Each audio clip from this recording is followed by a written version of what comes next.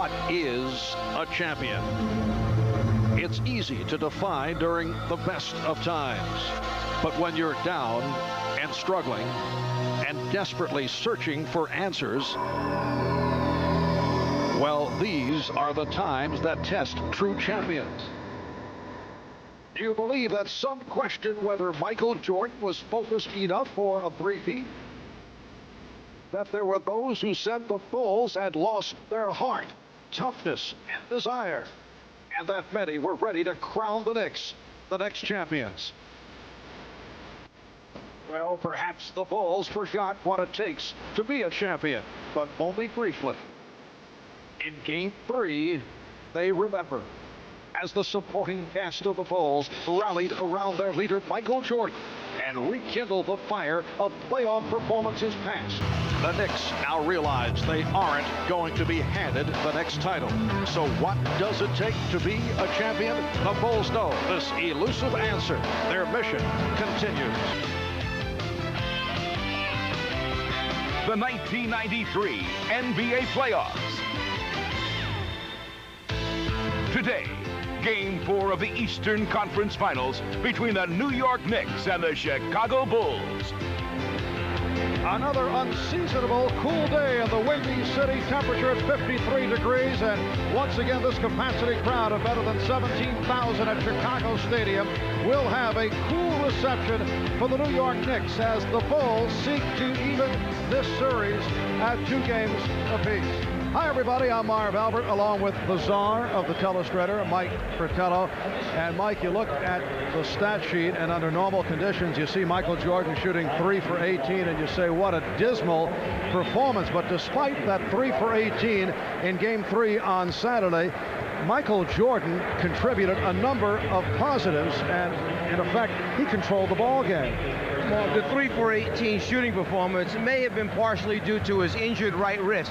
When you look at his stat line and what numbers he came up with, realizing that he was just 2 rebounds away from what might have been the ugliest triple-double I had ever seen in the NBA, he had quite a performance finally getting to the free throw line a number of times. One of the keys for Michael was getting to the middle of the floor where when the Knicks paid so much attention to him, he became the feeder for their team, getting his teammates involved, winding up with 11 assists. New York paid perhaps a little bit too much attention to Michael Jordan in game number 3. Now the Knicks win the first 2 games of the series in New York and play so well. Game 3, they are destroyed. They are just blown out. What do the Knicks have to do to turn things around here today? The entire season, when you talk about New York, you would think of a 2-pronged attack. Their superstar in the middle, Patrick Ewing, has been very consistent throughout the first 3 basketball games, giving them what they expect from him. The other prong that you think of is John Starks. And as the series has gone on, it starts out with a big game 1, 25, only 2 points in the first half of game 2, 10 in the second half, and then fades to just 8 in game 3. If they are to have a chance at beating Chicago in this building, Starks and Ewing together must lead the Knicks. All right, both teams going through their pregame warm-ups. When we come back, it will be Game 4 between the Knicks and the Bulls. The starting lineups coming up.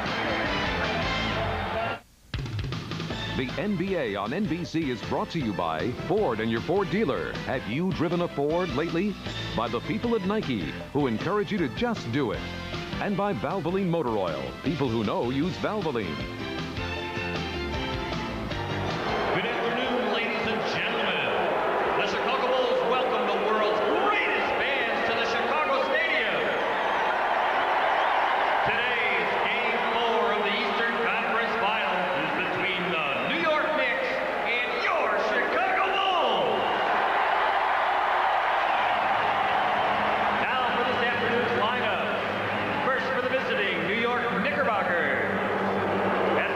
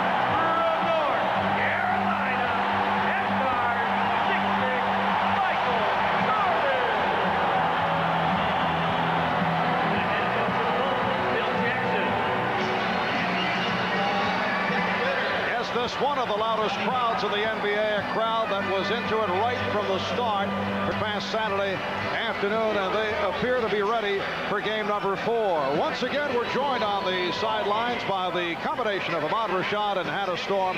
First, let's check in with Ahmad. All right, Marv, I was in the Bulls locker room, and the swagger has returned. I talked to B.J. Armstrong about it. He said it's one thing to talk about executing and trying to win a game like they did in the first 2 games. It's another thing to execute like they did in game 3. Now, an update on Michael Jordan's wrist. It is still swollen. He has a knot on the top of the wrist. I asked him about his 3 for 18 shooting, and he had a sense of humor about it. He said now he knows how Darrell Walker feels every night. Anna? Well, Ahmad, the Knicks have tried at least one tactic to feel at home in this hostile environment, copying a pregame ritual that often takes place at Madison Square Garden. Knicks fan Spike Lee made the trip in. He took the toss before warm-ups from Charles Oakley, then tossed it back to the Knicks. But what they really need, according to Pat Riley, is to play Knicks basketball here at Chicago Stadium. He reminded the team they've won 75 games with their style of play. As Charles Oakley told me, Knicks Powerball is what they need to win this afternoon. All right, Hannah, and the officials, Darryl Garrison, Jack Neese, and Dick Bavetta. When the ball goes up, you'll see a darker basketball this afternoon, meaning that it's been used more. There was a complaint last game. They used the ball that was too new, too slippery. You can tell immediately this one has seen a few games already. Yes, the Chicago Bulls did not like the basketball that was used right at the start the other day. The Knicks controlling the tip. And Doc Rivers comes across against B.J. Armstrong. Bill Cartwright, Patrick Ewing battling for position. John Starks hits the 3 to get it going. Well, John Starks, who did not have a good one here on Saturday, able to connect on his first attempt. Michael Jordan with the hesitation move. Goes to the jump shot. And it's batted out of bounds. Last touch by Starks. Michael Jordan did not come out and shoot here in the stadium prior to the game as he did just before game 3, but he did go to their complex, their workout facility, and get some shooting in this morning. Michael Jordan continues to struggle against the Knicks right throughout the season. Away from the ball, a call against the Knicks. A hold called on Rivers. You hate to make a big point out of something like the first foul called, but it will determine how this game is played for Chicago. Whether the small fouls, the holding, if those are called, that's in favor of Chicago. If that's allowed to go on throughout the game, that will penalize Chicago from running their offense. Apparently complaints by both Ewing and Cartwright in terms of lining up on the inbounds, and Darryl Garrison wanted to straighten things out right at the start. Brent says that sprained ankle feels even better. Here's Jordan. So he is 0 for 2. Cartwright blew the layup, but he was hit from behind. Foul committed by Charles Smith, who got into early foul trouble on Saturday. I spoke to Bill Cartwright just prior to the game down in the Bulls locker room, and I had mentioned to him that we thought before game 3 he was going to be the big factor for them. He did not have a real good game 3. He said, this afternoon will be my turn. He stayed up last night watching an isolated tape of his play against Patrick Ewing. In other words, the camera just focused on those two the entire game to see what was going wrong with him, why he was having problems, not only the offensive end, but trying to stop Patrick Ewing. He thinks he found something out. It's the fact that Ewing has kept him off balance with forearms to gain space between the two bodies on the entry passes. He wants to adjust that. And in the past, Cartwright has been very successful against Ewing in keeping him out of proper position. They double up on Starks. Here comes the trap, and the Knicks cough it up. When you have the best defensive player in the league guarding the basketball and perhaps the second or third best coming over to trap you from behind, it can put a little bit of fear in your heart. John Starks heard the footsteps. As we discussed earlier on Showtime, the single most important factor in that Bulls victory the other day, as Pippen went short, he thought he was fouled. The execution of the trap. The Bulls do it so well, the Knicks have shown to be vulnerable to the trap. Rivers with a nice move. Doc Rivers driving the lane. So the Knicks off to a 5-1 lead.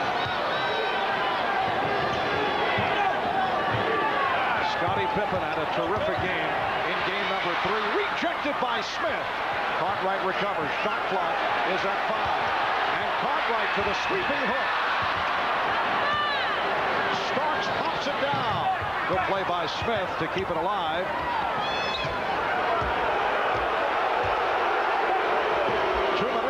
Gone by in this first quarter. Ewing. He was played well by Cartwright. Jordan tried to get to the open floor, but the Knicks able to retreat. And we get a whistle on the play as Pippen was hit from behind by Smith. So that's a quick 2 on Charles Smith. Pat Riley really upset with the fact that there was no call on the last possession down the floor. He feels that on the ball fake, Cartwright had contact against Ewing's body. He wanted the foul call. He's trying to establish things early on their behalf. Anthony Mason will check in. Charles Smith and Scottie Pippen have some parting words. So Smith with the 2 early fouls, a repeat of game 3 on Saturday. Picked up 3 early on Saturday. The Bulls 0 for their first 5 from the field. Cartwright met on the switch by Oakley. Here's Pippen with the step. Rejected by Ewing. A beautiful rejection by Patrick Ewing. Oakley with the roll. Jordan had it knocked away. Mason behind the back, and Ewing finished it off. So the Knicks get off to the fast start. It's the Knicks 7. The Bulls 1. You're talking with some of the Knicks players. One of the areas of concentration for them was to slow down Scottie Pippen. He has had an outstanding series up to this point. They want to pay special attention to him. Well, already, as Patrick Ewing is hit with a technical foul for having a little bit too much to say. And I think it goes back to when we mentioned Pat Riley was upset when there was no call against Ewing on the low post possession that he had. Ewing was also called for that last foul, although he took a good shot from Cartwright, and he was also angry about that. Michael Jordan will shoot the technical. Michael, 16 of 17 from the line in game 3. On the way down, you try and establish position. Ewing tries to get there to keep Cartwright out of the post. Cartwright runs right into him. Ewing felt it should have been a foul on Cartwright. It didn't go that way. The Knicks 7, the Bulls 2. The Bulls looking for their first field goal. 3 minutes had gone by. Jordan gave it up as he was picked up by a double team. Here's Armstrong. Armstrong again. Yes. Chicago missed their first 7 shots. The trap again being executed. This time the Knicks get it across. And Pat Riley encouraging his team, get the ball on the floor. Hurry up and get it up so we have more time to operate our half-court offense. Oakley. And Jordan gets to it. And you notice no one was rushing to pick up Oakley. They wanted to take those perimeter shots. They'll let him have them until he makes a few. Although Charles has had success from the outside in the second portion of the regular season and through the playoffs. Michael Jordan.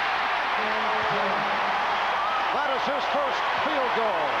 The Knicks 7, the Bulls 6. I don't profess to be a shooting coach, nor will I say that I can help Michael Jordan, but that time he got more lift. He got up in the air a little bit higher on the shot, which may have helped him get it in. He's been short on so many of them.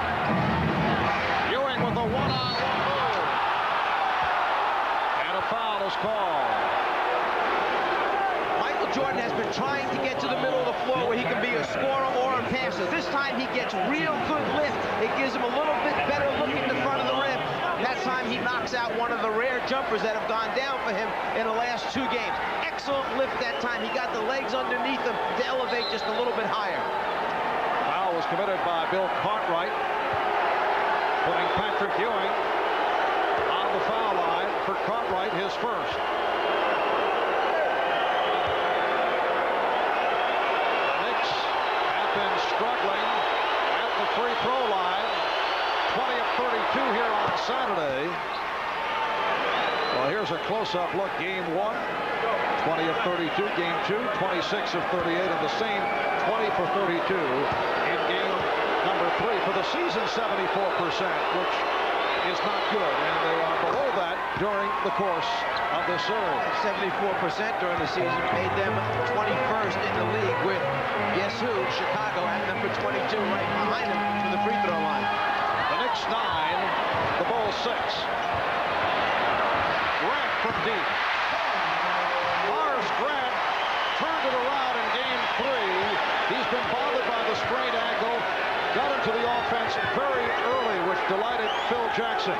But he's so important in the Bulls' trap. That's where the sprained ankle is of great significance. They need Grant hanging back in the trap. Starks again. And John Starks with a three-pointer and a 2. Starks gambled on the overplay. Jordan knocks it down. That's a three-pointer.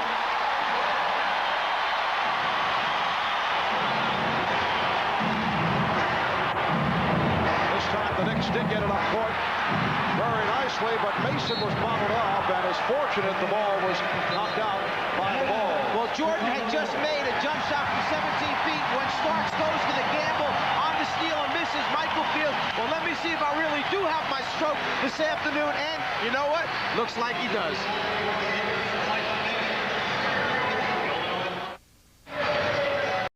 Back in game 3, Chicago was able to succeed with a host of open perimeter shots sparked by the likes of John Paxson and B.J. Armstrong. We asked Pat Riley what adjustments will the Knicks make for this afternoon. Their ball movement and our overall ball pressure, which is the key to our defense, is the key. If their ball movement beats our ball pressure, then they're going to get all the shots they want. And it has nothing to do with what they're executing. It has to do with, you love this phrase, big muscle activity. Excellent. Yes, one of Pat's better phrases, I think. And he's coined a few. Off the steal, Scottie Pippen. Trying to set it up and then pitched it out. Here's Jordan for 3. Cartwright gets to it. Game is tied at 11, 6:40 remaining first quarter. Horace Grant too strong. Grant with the rebound and pops it out.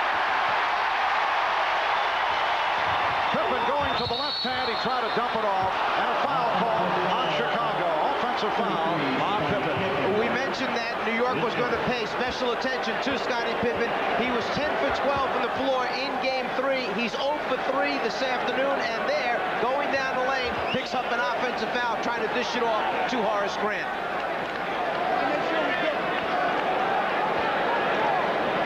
The Bulls will stay to the pressure here as Anthony Mason gets set to inbound. If you're Phil Jackson, you may have had a little bit of concern with the way New York came out, wondering whether or not your team, on just how strong New York was not going to try to be today. You hope to hold them off and come back with a little rush of your own. They did that. They settled back down. I'm sure he feels much better now. Mason. Anthony Mason, who has the good touch from the baseline, has given the Knicks a 13-11 lead. Starks brushed off on the pick, allowing the open shot for Jordan. Here comes Starks, Armstrong back. John Starks. And it's handled by Jordan. Pippen, nice play, Grant. Finished it off. So Jordan missed the first shot. His man Starks ran out. B.J. Armstrong coming for him in the backcourt. Starks misses, but Jordan gets the rebound and then kicks it up court to get a transition score for his teammates. Ewing, yes, and it counts. The Knicks lead 15-13, and Ewing will go to the foul line. A 2-on-1 situation. Pippen takes the defensive player Ewing to him, and then at the right time makes the right pass. In the low post, Cartwright, the only guy that Chicago feels can play Ewing straight up. That time called for a little too much hands-on action. So that is number 2 for Bill Cartwright. Patrick Ewing so consistent during this series. He's now 2 of 3 from the line. Even with the Knicks' poor play on Saturday, Ewing 7 for 13, 21 points, but really did not hurt the Bulls. At times forced out of position by Cartwright, and the game was put out of sight in the third quarter. Pippen on a pull-up. Grant able to keep it alive. Jordan. Yes. Michael Jordan off to a good start, showing signs. He has 8 points. I'm surprised that with 2 quick fouls here on Bill Cartwright, Phil Jackson remains with him on the floor, has not gone to a substitution, either Scott Williams or Will Perdue. I don't know if they can afford to have him get his third here in the first quarter. Oakley laying it home to give the Knicks a 2-point lead. Scottie Pippen has opened up 0 for 4. Coming off the 10 of 12 in game 3. Jordan. Well, that wasn't a good shot, but he feels it. And also, I think he felt he was going to get a whistle that time for getting pushed on the hip as he went up for it. That's why rather than dropping it off, he sent it towards the rim. Game tied at 17. Ewing changed his mind and threw it away, but it may have been deflected. Yes, it will be Nick Ball. Jordan's trying to get to the middle of the floor. There, I think he felt a little shove at the last second, knocked him back. He turns and looks at the official as if to say, isn't there any call coming? But I think he'll settle just for the basket in that case. Michael is 4 of 8. He has 10 points. The Knicks and the Bulls are tied at 17. Starks.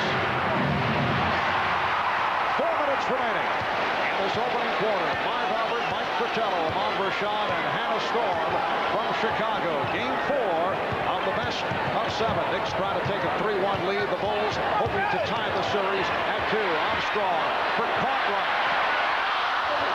And again it's Grant.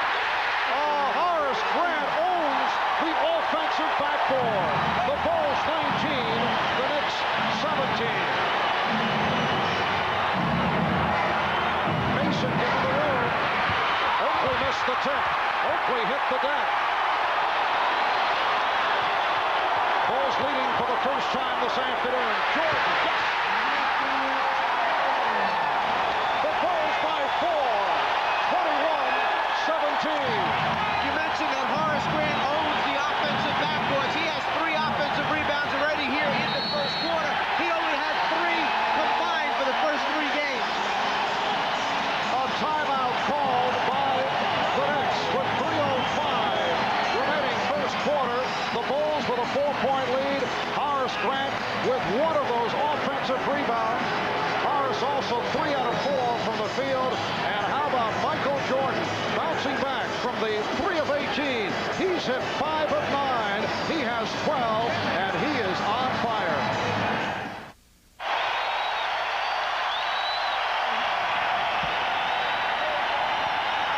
Welcome back to Chicago Stadium. The Knicks' Anthony Mason came into this game with a slight groin pull and seems to have aggravated it on this play. We'll keep you updated on his status throughout the game. Marv?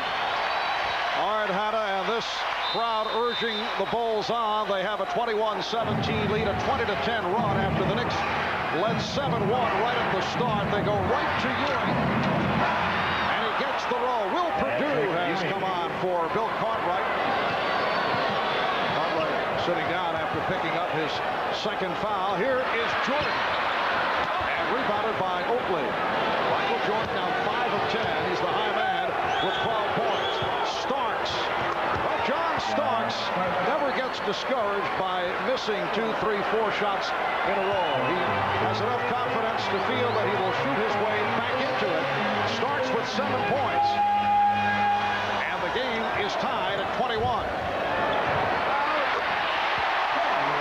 Grant has hit 4 out of 5. He has 8. Bulls by 2. It will be Chicago ball. New York was so anxious to get the ball to Patrick Ewing on the quick transition post-up because he had caught Grant on his back rather than Will Perdue. They wanted to go to that mismatch quickly. Instead, the ball slips off his hands out of bounds. Scottie Pippen has been quiet to this point. Jordan posting up, does not like the hand check from Starks. Oakley saved it, but it's recovered by Pippen. Pippen, open, goes for the shorter shot. And that is his first field goal. New York realizes that, rather Chicago realizes that New York is going to run hard at every shot attempt. They're doing a good job of showing the ball, putting it on the floor as the pressure from Chicago's defense produces another a panic pass thrown by Doc Rivers, who has had trouble handling the pressure defense. If you pick up your dribble too soon and your people are not in the proper positions, you're going to have a problem when you turn your back against Chicago. That's bad news. The Knicks turning their back on that lead pass, although it did not connect. Here's Starks for three. Yes! John Starks has 10 points. So as we come up on 1 minute remaining in this first quarter, the Bulls 25, the Knicks 24. New York got off to a quick start. Chicago made its run and got back into the game. But if you're Pat Riley right now in New York, I think you're happy with the fact that you did not allow the Bulls to come out here with a lot of energy, get the crowd into that crazed mode that they were in last game, and you're right there around the even mark going into the final minute of the first quarter. And at the other end, Starks called for the foul to put Jordan on the line. The Knicks are over the limit. John Starks and Michael Jordan, who are not the best of friends, coming off to play in this series and at times during the regular season, began game one with not talking at each other. Minimum of trash talk. Began to heat up a bit in game two, and in game three, we saw that melee break out that led to the departure, the ejection of John Starks. But I don't think they've said a word to each other, at least to this point. You know, it was interesting, the near melee in game three, when we talked to Starks yesterday, he said, I don't really know what he was saying. And then when Ahmad spoke to Michael Jordan just prior to the game, I asked Ahmad, what did Michael say that was going on? And Ahmad said, Michael didn't know what was being said. So the two of them were ready to fight. Nobody knew what the other had said. Just the facial expressions got each annoyed. Greg Anthony has checked in for the first time. Anthony replacing Rivers. Shot clock at 7. Here's Ewing.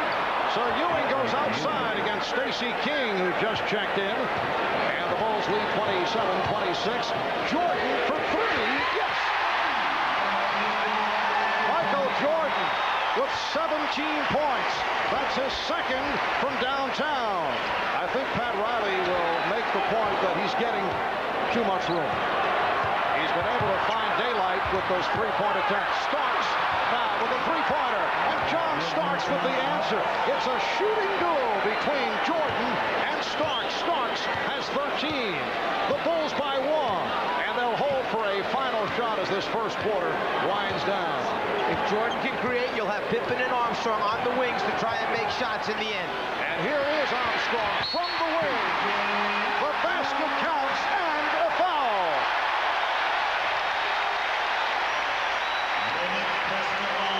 Greg Anthony called on that personal.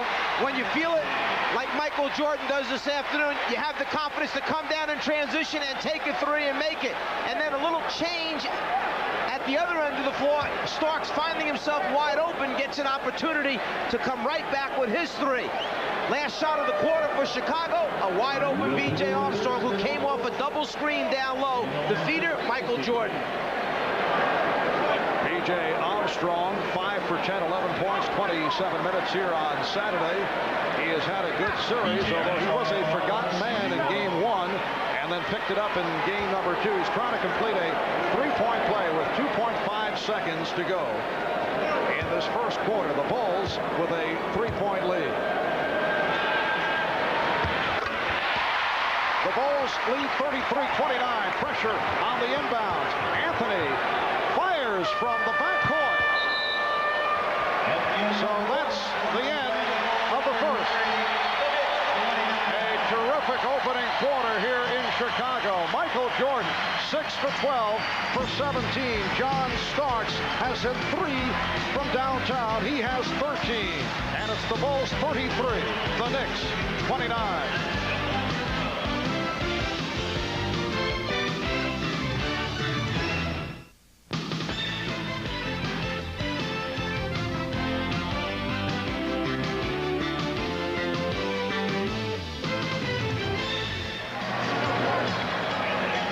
In In our open this afternoon, we mentioned that for New York to compete, they had to have both factors, Ewing and Starks, involved if they were going to have a chance. Well, right now, those two players have scored 23 of the 29 points for the New York Knicks. And is it a concern to the Chicago Bulls? Well, that's an isolated camera that will follow John Starks around the entire afternoon so that they can give that tape to all the players that will guard him during the course of a game. I had mentioned earlier that Cartwright took his tape home last night of his play against Patrick Ewing. A little concerned by Chicago about John Starks, so a couple players will get a tape this evening. Starks surveillance by the Chicago Bulls, and both Starks and Jordan have bounced back here in game 4. Substitutions for the Bulls. Trent Tucker, John Paxson, Scott Williams come on for the first time, and they find the open man, Tucker, for 3. Well, this is similar to what we saw on Saturday. The Bulls able to find the open perimeter people.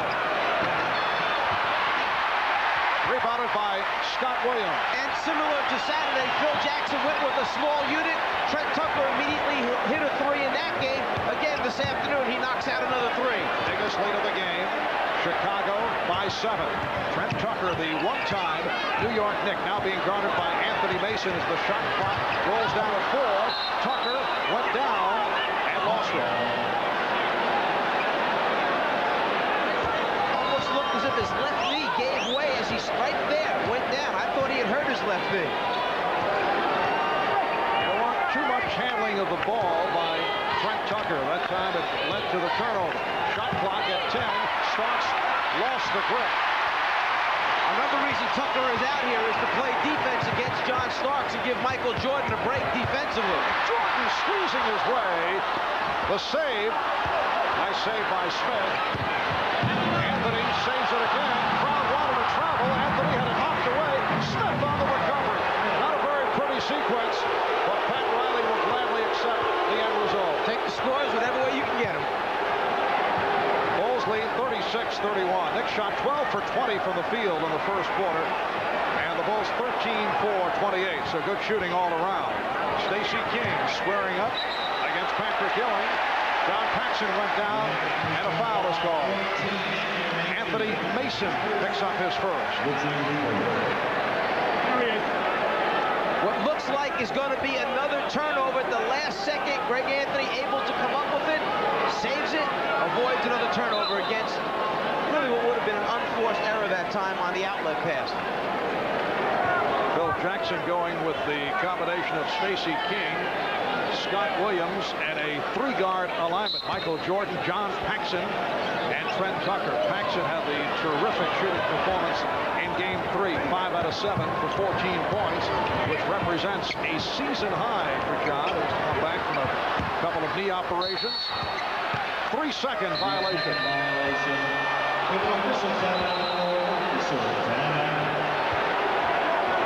a timeout has been taken. Scott Williams arguing the call with Darryl Garrettson. We'll be back right after this.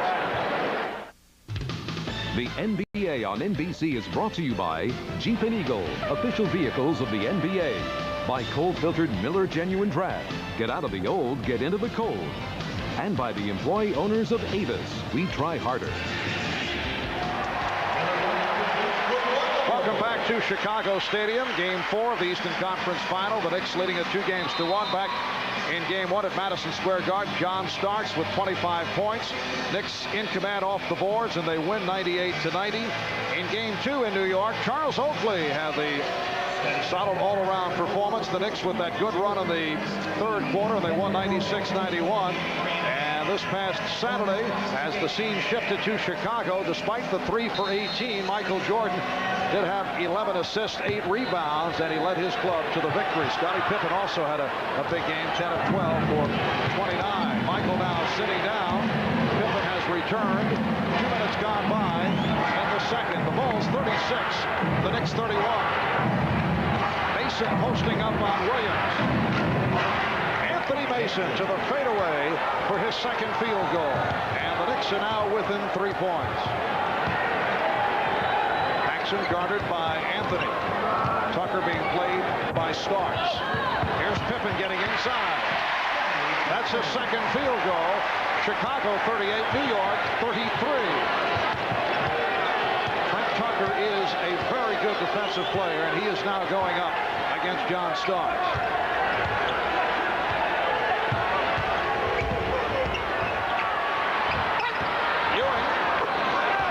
Ewing showing a quick release to again bring the Knicks within 3. And you can see New York trying to force more pick and roll situations, something that they got away from, or whether you give Chicago credit for better defense in Game 3. New York didn't use the pick and roll as much in Game 3. They're back to it here this afternoon. Nice tip by King. So Stacey able to follow up on that initial shot from the baseline, and the Bulls lead 40-35.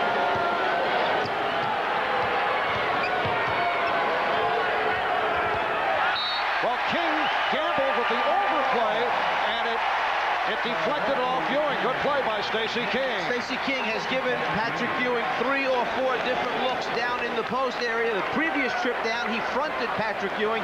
That time he started on the top side, ran around behind him, came around on the baseline side, and it broke Ewing's concentration, and then a turnover. Ewing has played well. Sits down, leads with 12 points. He's hit 5 out of 7.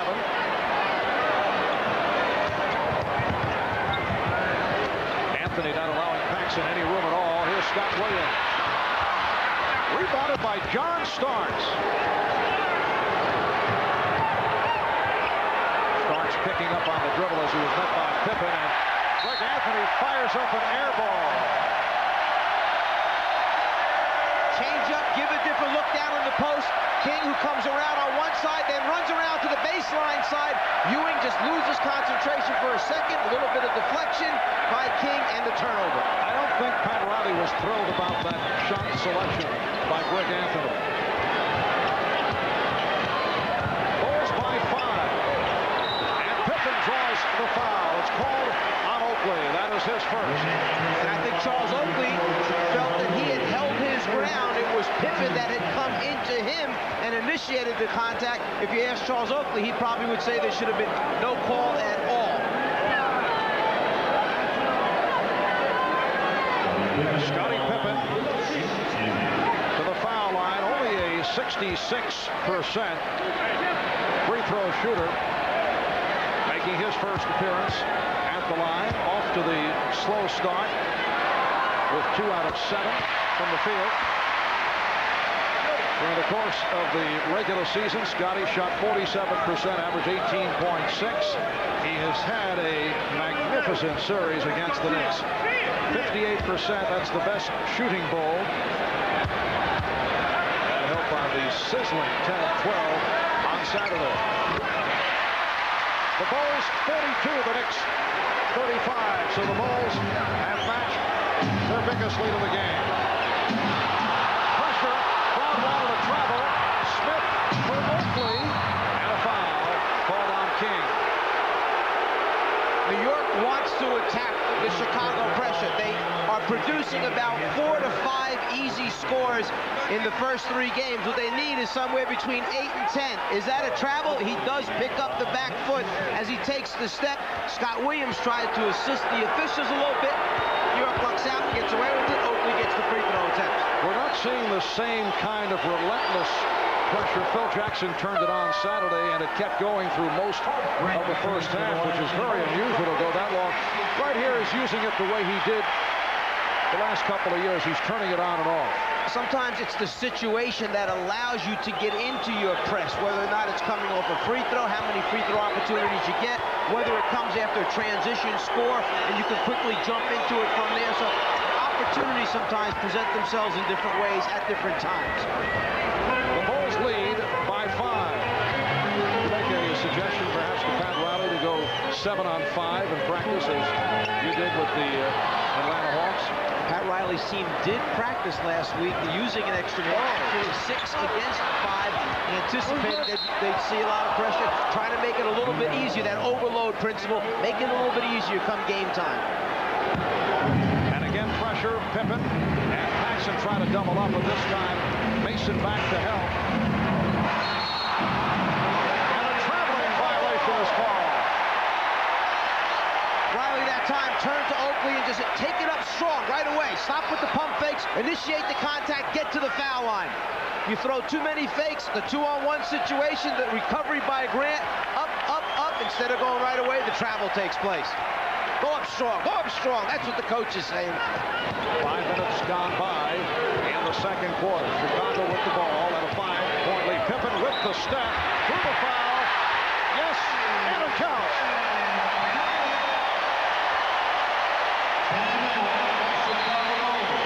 Foul called on Mason, his second.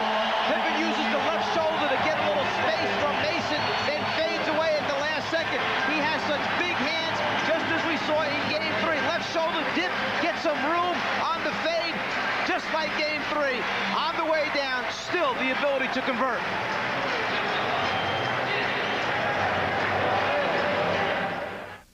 Ahmad Rashad back at Chicago Stadium. Now, Michael Jordan, who has made a habit of serving up jump shots here in the stadium, has taken it a step farther. He's now serving food in his new restaurant called What Else? Michael Jordan's. It's a combination of fine dining, a sports bar, and also a memorabilia shop. Over the weekend, it's been up to about a 4-hour wait, but Charles Oakley of the Knicks went in the other night. Michael, being the nice man that he is, allowed him to go in and served him, well, not personally, but he allowed him to eat. Charles said he had a great time there, but he's not having too good of a time here today. Marv? All right, Ahmad, yes, Charles Oakley, 14 minutes, only 1 rebound to this point. He's been averaging almost 13 a game in this series against New York and has only 1 team. And in fact, Chicago holds a 16-10 rebound advantage to this point. They were getting beaten by almost 9 rebounds per game by New York, so that's got to be a big plus for them and make Phil Jackson a little bit happier with their work on the glass. Scottie Pippen not able to finish off the 3-point play. Once again, the Knicks facing the trap. Bulls with a 44-37 lead, 6:40 remaining first half. Good work by Smith off the double team to find Mason, and the Bulls now lead by 5. Pat Riley diagramming that hard dive cut to the basket from the top of the circle. Whenever Chicago double teams, they've been very effective finding that man whenever they get to that point. Scott Williams stripped by Horace Grant was right there, and Horace has hit 5 out of 6 for 10 points. The Bulls 46, the Knicks 39. Anthony and Starks at the guards. Mason, Oakley, Smith up front. Mason, rebound Oakley, rebounded by Pippen. Here's Paxson looking for the jump shot, but picked up on the switch by Mason. Paxson was looking for the mismatch. It's Anthony guarding Pippen down low. Shot clock at 4. Paxson for Williams, again stripped. Anthony has a 4-on-2. Starks, that's 2-point range. John Starks, 6 of 8.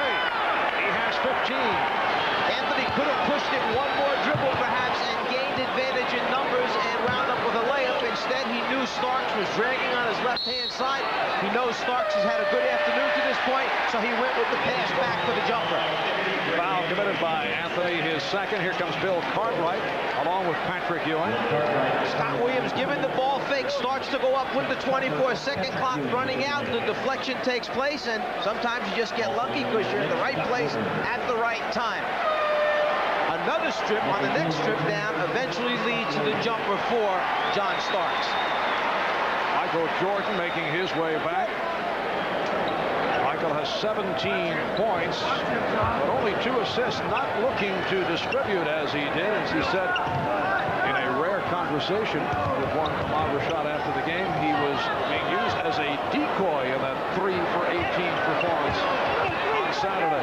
But he's been looking for the shots here in the first half. Grant had it knocked away. Jordan saves it. Paxson. And Oakley with the rebound. John Paxson rushed that one a little bit. He saw the defensive rotation coming by New York. It's one of the points that they stretch. Get out on those outside shooters. In fact, in game number 3, between Paxson and Beal, they had 17 shots from the outside. They made 10.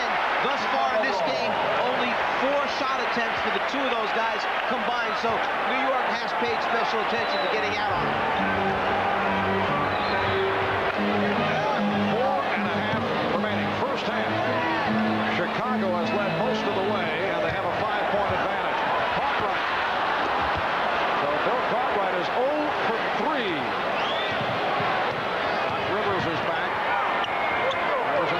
now in the backcourt. Ewing. Rebounded by Pippen. Paxson has a 3-on-2. Pitched out to Pippen. Look out. Nick Pivetta with the foul called against the Knicks.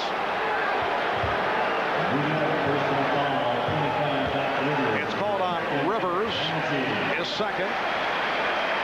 The Knicks are over the foul limit, so once again the Bulls to the line. Well, Rivers realizes that there are numbers against him, so he tries to take the foul out in front there before Chicago has a chance to convert a smart foul that time by Doc Rivers. John Paxson in his 10th NBA season out of Notre Dame. Spent 2 years at the start of his career with San Antonio. This is 8th year with Chicago, making it back from surgery on his left knee. Played in only 59 games during the regular season. And we saw the deadly stroke return in Game 3. Ewing cuts off the rebound. The Bulls by 6. There's a case of where because the free throw is missed, Chicago does not get a chance to go into their pressure defense. Foul committed by Paxson. Non-shooting foul. Bulls committing only their second team foul. And B.J. Armstrong will replace John Paxson.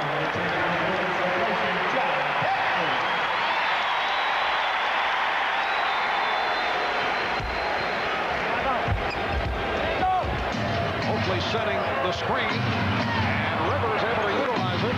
Cartwright with the rebound. Oh, what a play by Oakley, but Cartwright recovered, although Cartwright thought he was fouled. Pippen, low percentage pass as he tried to hit Grant.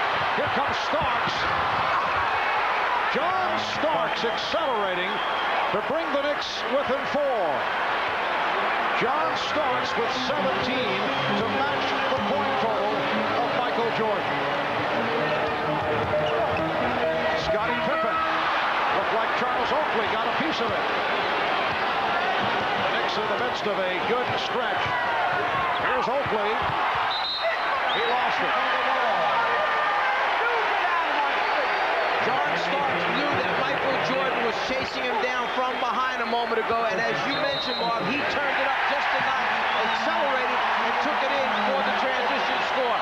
And then when Charles Oakley just had a little bit too much to say because of the turnover, he's hit with a technical foul. So Charles Oakley is hit with the tee, and Michael Jordan will shoot it. Well, there were 5 technical fouls called back in Game 3.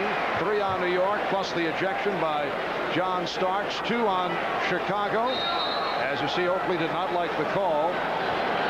So the technical total, 6 for Chicago and now 7 for the Knicks, including an illegal defense back in Game 1.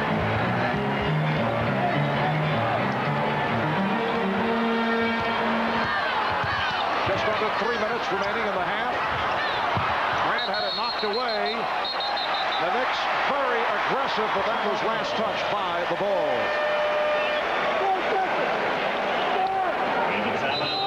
And the Knicks now call for time.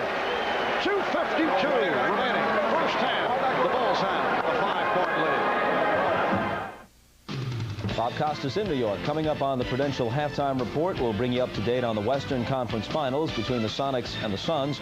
They're tied at 2 games apiece with Game 5 tomorrow night in Phoenix. We'll talk with Suns head coach Paul Westphal, and we'll get the thoughts of Quinn Buckner and the insiders on the first half of the Knicks and the Bulls. Right now, back to Chicago, where the Bulls lead the Knicks by 5. Marvin Mike. All right, Bob, just a moment ago, it looked like Doc Rivers injured his neck, although Hannah Storm checked with the Knicks bench, and apparently Doc, at least he says he's all right, and he is moving back onto the court. Yes, and on Saturday, we mentioned the fact that New York was running into screens, not by design on purpose, but as the coaches will tell you, when good screens are set, sometimes you just wind up in the middle of somebody's body, as happened with Rivers' head that time. Grant with the shot clock running down, and Harris has had the touch. He's 6 for 7, 12 points. Armstrong applies the pressure on Rivers. The Bulls lead by 7 with 2 minutes, 35 seconds to go in this first half. Starks just threw Smith across the floor to set a pick. It's heating up a little bit right now physically. They are banging into each other, setting hard screens, and making contact on the screens defensively as they're trying to get over them. Michael Jordan going to the baseline. Yes. 20 points for Jordan. Michael Jordan's a little upset right now. A moment ago, there was some real hard contact as he tried to set a screen. He didn't particularly like it. Pat Riley wants a 20-second timeout call. The Bulls have taken a 9-point lead. It's their biggest lead of the game. Look at Pat Riley. He is upset. In the face of Anthony Mason, this has occurred on several occasions during the course of the regular season. Pat usually holds it within, but when he explodes, the player's well aware of the point being made, and Mason has heard it from Pat several times this year. As a coach, you've got to get your point across. You try it a number of different ways. Sometimes the message, as you try and do it delicately, doesn't get there, so you try and send it another way. You must realize the importance of this moment, this situation. It's got to be done the way everybody has agreed to do it. You have to be on the same page. That's what Pat Riley's trying to tell them.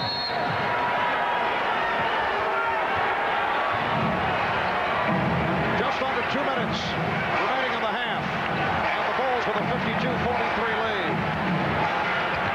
Here is Rivers.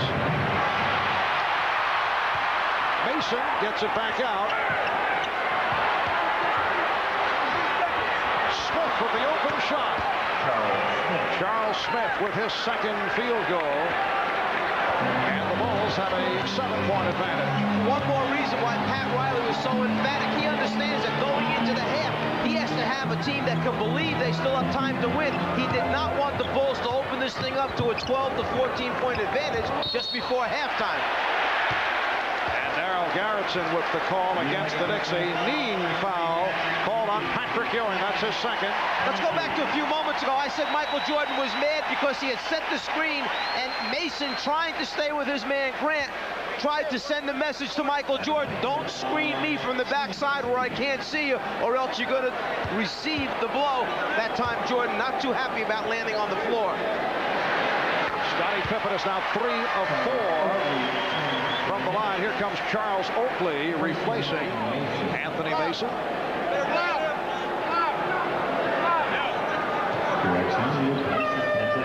And now a change. Patrick Ewing falls apart. And Mason remains. Scott Williams back on the floor. Bill Cartwright has not scored. He does have 6 rebounds. Ewing sits down with 12. The high man for the Knicks. John Starks, 7 of 9, including 3 from three-point range. 3 out of 3 for Starks from three-point land. He has 17. And Michael Jordan with 20 points on 7 out of 14. Pressure on the ball. They double up on Starks. Oakley back to help. He just did beat the 10-second violation as Smith was fouled in the process. Scott Williams called for that personal. I don't know what you can use against Chicago's pressure defense. A guy that just takes the ball and dribbles it right through the middle of them rather than being so concerned about picking it up and making the next pass. Now, it's easy to say. If you don't have somebody that can do that, then you have a problem. Well, Scott Williams felt he had cleanly deflected it, but he's called for his second foul.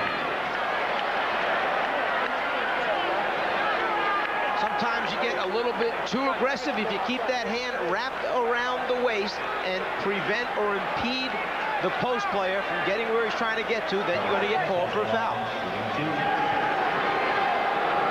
Charles Smith to the line with Chicago going over the limit. Smith, a 78% free throw shooter. Charles Smith acquired from the Los Angeles Clippers along with Doc Rivers, Bo Kimball, and that deal involving Mark Jackson. Played an important role in the playoffs, coming on strong in the 2 games over Charlotte.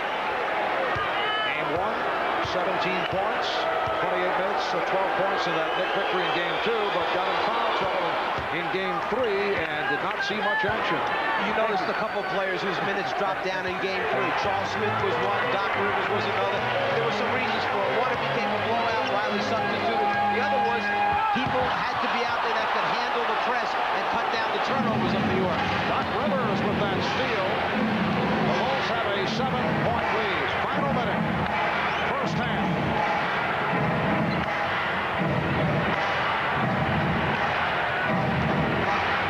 Shot clock at 6.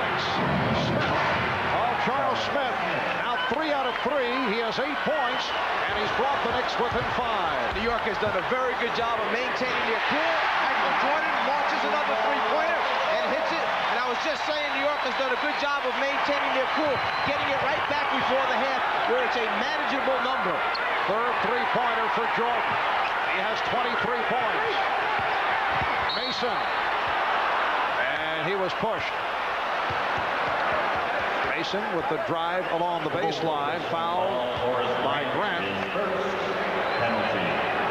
Michael Jordan, realizing how much time is left on the game clock, figures they can get a 2-for-1, so why not try for the three-pointer, let New York come back and get a shot opportunity, and then give Chicago the last possession of the basketball before the quarter ends. Michael has gone to his three-point arsenal. We saw that in the NBA Finals last year against Portland as Anthony Mason fires a brick on his first attempt. Greg Anthony is back. Charles Smith will sit down. The Knicks are now 6 of 8 from the line. Good job by Charles Smith. 8 points, 3 out of 3 from the field. How about this lineup for Chicago? Think they're trying to launch one right before the half to send this crowd into a frenzy. You're talking about Tucker, Paxson, B.J. Armstrong, Pippen, and Jordan. Probably the 5 best three-point shooters that they have. And the Bulls looking to hold for a final possession. They lead by 7. Jordan accelerates, took the shot from Oakley, although he felt it should have been an offensive foul on Jordan. I don't know, Charles might wait 4 hours next time he's at the Michael Jordan restaurant. Michael figured everybody knew he was just going to run it down to the last 3 or 4 seconds before trying to catch New York sleeping, perhaps while they were trying to adjust their defense for what was coming up. If you're Coach Phil Jackson right now, concerned obviously that Jordan's okay, concerned maybe that he didn't hold the ball a little bit longer before he takes the left. Oakley picking up his second foul. As we have mentioned during the course of our broadcast of the series, Charles Oakley and Michael Jordan are very good friends. That goes back to Oakley's days as a member of the Chicago Bulls. Now Oakley will depart. Smith is back. The Bulls seeking to tie this series at 2. And the Knicks looking to jump in front 3 games to 1 with game number 5 coming up Wednesday night at Madison Square Garden in New York. We'll bring it to you 9 o'clock Eastern time right here on NBC. Pressure by Chicago. Down to 7 seconds in the quarter. Starks with a bullet for Mason. What a play. John Starks and Anthony Mason combining. The Bulls now lead by 7, 2 and 7/10 seconds remaining in the half. And that pass deflected out of bounds by Starks. So Chicago will have it in front court with 2 1/10 seconds to go in the first half. They may adjust the clock. New York put 4 ball handlers on the floor, figuring that when the pressure was going to come, they wanted to have somebody that could make the play happen. Well, Starks makes it happen by penetrating into the heart of the Chicago defense, and then a great cross-lane pass on a look-away to Mason, who converts. And then on the ensuing inbounds pass, a 3/4 court pass, as Jordan was trying to hold off Starks, they were trying to throw over the top, a lob type of effect, only from 3/4 court. The deflection by Starks. Chicago uses up its 20-second timeout and trying to get a good shot off here with 2.4 seconds remaining. Yes, they did adjust to 2.4. Bulls gaining 0.3 of a second on that deflected pass. Pippen will throw it in. Chicago up by 7 with halftime looming. Bob Costas and the Prudential halftime report coming up. Pippen inbounds, gets it to Jordan, who turns and fires. And Jack Neese blowing the whistle. He called a foul. Greg Anthony. Now that is not a foul that you want to commit. Here's another look at it. Because of the alignment, Starks takes the first man who pops out. It leaves a smaller Greg Anthony to guard Michael Jordan, who just immediately goes up in his face, knows he's going to get a good look. Then the contact on the arm by Greg Anthony. Jordan realizes what's going on. He goes up, the contact on the arm. Jordan will now go to the free throw line for 2. I've got a situation where you want to put some pressure on, but you don't want to make contact or come close enough where the official might think you've made contact. And Anthony called for that foul. 6/10 of a second remaining. Jordan to the free throw line, converting his 26th point. Here's Will Perdue for Scott Williams. The Bulls lead by 8. Of course, his jumper's going down today. He's not getting as many free throw attempts. 16 for 17 in game number 3. Anthony sidearms it off the mark. That's the end of the first half here in Chicago, with the Bulls gunning to tie the series at 2. At halftime, they lead the Knicks 61 to 52. Michael Jordan with 27 points. John Starks with 17. Coming up in a moment, Bob Costas and the Prudential halftime report. We're set for the start of play in the third quarter. Chicago with a 61-52 lead. Michael Jordan 8 for 15, 27 points in the first half. But during this series, Michael Jordan has gotten off well in the first half. He's averaged 19 per game, although he has not shot well, 39%. But he has dipped in the second half, averaging only 9 points per game the first 3 games of the series. Well, Michael Jordan gets more attention paid to him than any other player in the league. When you have 1, 2, and 3 guys coming after you at times, it can wear you down. Plus, the number of games and minutes he's played over the last 3 seasons adds up. But if there's a big game guy who you want to have the ball at the end, it's still Michael Jordan. John Starks called for face guarding Jordan and apparently made contact. The second committed by Starks. Top of the circle, toughest area to play Michael Jordan because he can go both ways. That time called for what looked to be a hand check rather than the face guard thing at the end. Now Jordan with the room. Yes. Michael Jordan has 29. Chicago leads by 11. It is their biggest lead of the day. Ewing got the step. Oh, he just beat Cartwright.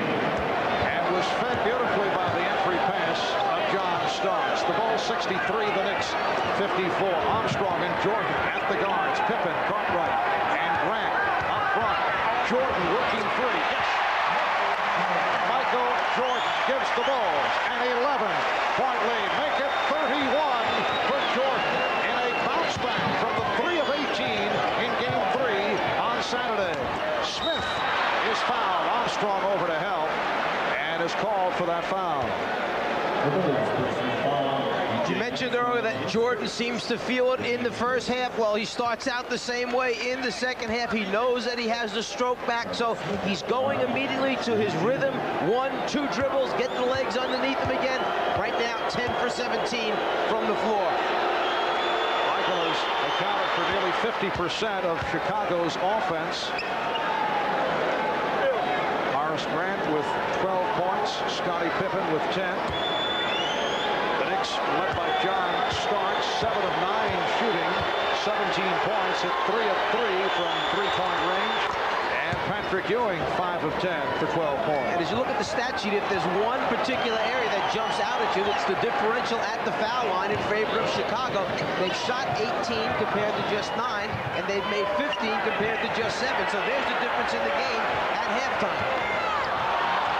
Aggressive defensive work by the Knicks on this sequence. Shot clock at 5. Pippen. He thought he was fouled. Oakley rebounds. Here's Starks pulling up for 3. Smith hustles it down. And Jordan knew he was going to go up for that one. He ran out at John Starks to get a hand up and challenge on the shot.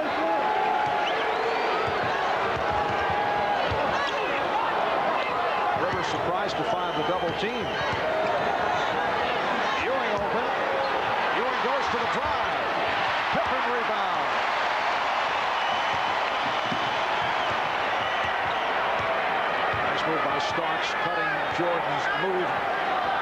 Jordan trying to put the ball on the floor to the right.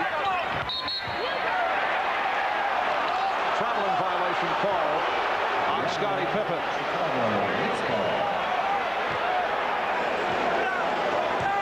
Patrick Ewing has missed 4 of his last 5 shots. Started strongly, but has not been a presence. Well, the one player I think has to assert himself a little more is Doc Rivers. Not only run the show, but he's got to get some points as Chicago comes up with the steal and now gets into transition. Jordan, Pippen saved that pass, gets it to Armstrong. And it will be Knicks ball. I was mentioning Doc Rivers, who in the first half played 16 minutes, 1 for 3 for the floor, only 1 turnover. The key guy for keeping New York in its tempo as the pressure from Chicago forces another turnover on the inbound pass. Oakley and Starks talking it out. Settle down. Let me do my job. You do your job. Get back under control. This crowd can tend to take you out of things quickly. Little intramural squabble, which we have seen from time to time on the part of the Knicks off that inbounds pass, facing the pressure. So the Knicks turn it over. Chicago with another opportunity. 3 minutes gone by in the third.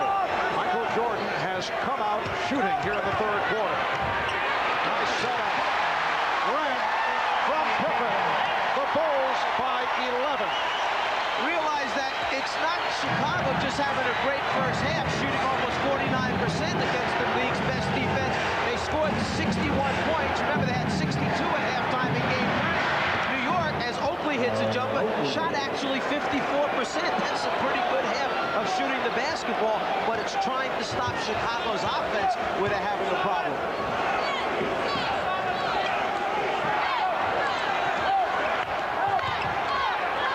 Jordan changed his mind. Shot clock at 5. Jordan stopped by Ewing. And Dick Pavetta with the whistle. Foul call on Jordan. That is his first. Jordan got himself pinned in the corner. New York kept coming at him. The big arms of Ewing stretched out there. Jordan trying to reverse it back out to his teammate. Turnover, and then the foul. And Doc Rivers was having trouble against the trap, and a foul called on Armstrong. Doc has been an enormous spark in the playoffs, offensively and defensively. The hero of the clinching Game 4 in Indiana. 21 points at 4 from downtown. Played well against Charlotte. He's hit a number of clutch shots during the season, but has not been able to get going the last couple of games against the Bulls. Charles Smith. Oh, what a move by Smith. The rebound and then connecting on the reverse. Smith has 12. The Bulls now lead by 7, and Phil Jackson wants to talk it over. Timeout taken with 8 minutes remaining in this third quarter.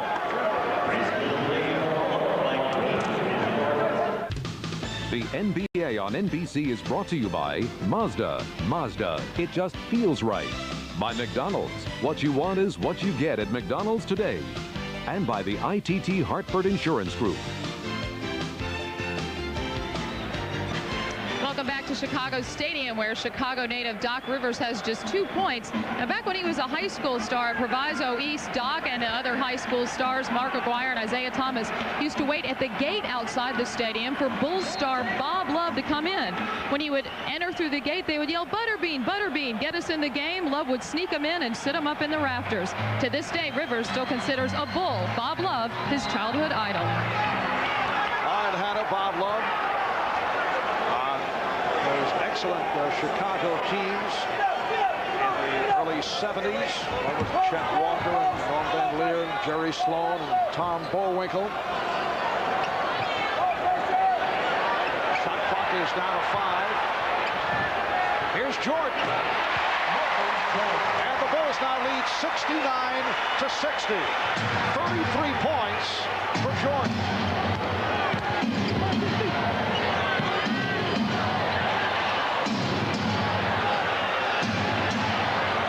7:20 remaining, third quarter. Smith.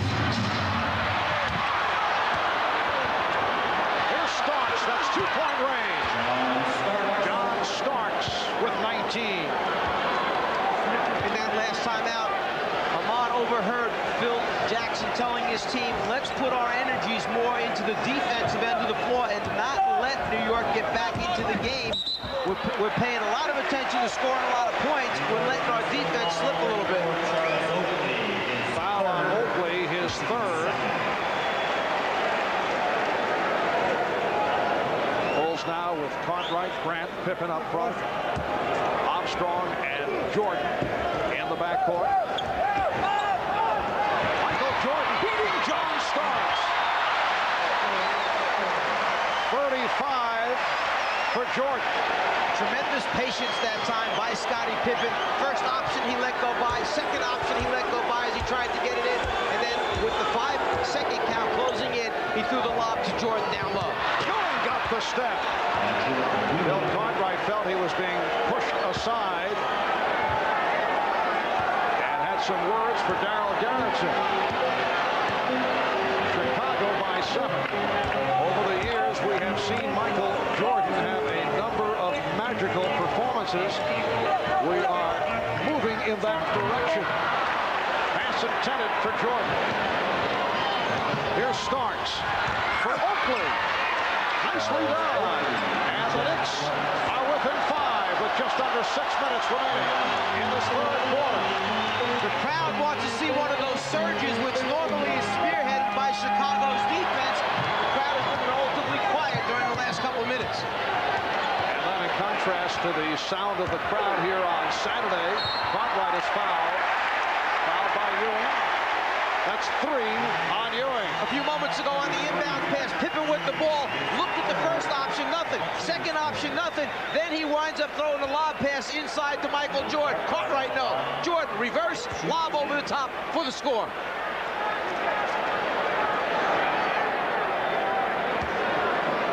And Bill Cartwright to the line. He's 1 of 2 from the foul line.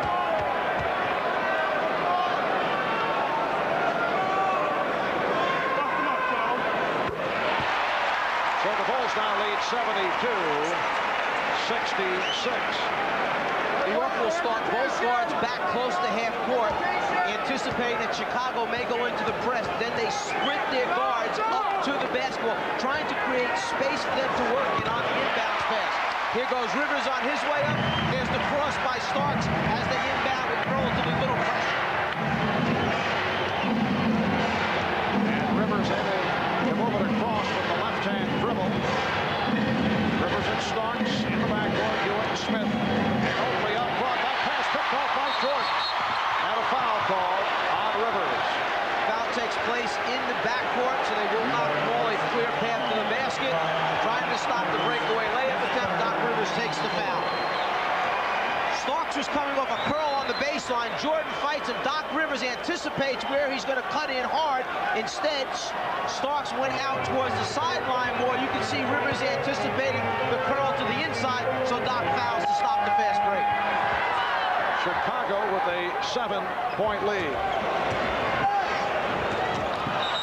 And a foul is called. And that is number 4 on Rivers. Doc Rivers, who had the turnover at one end, does what all coaches want you to do. Go back and make up for it at the defensive end.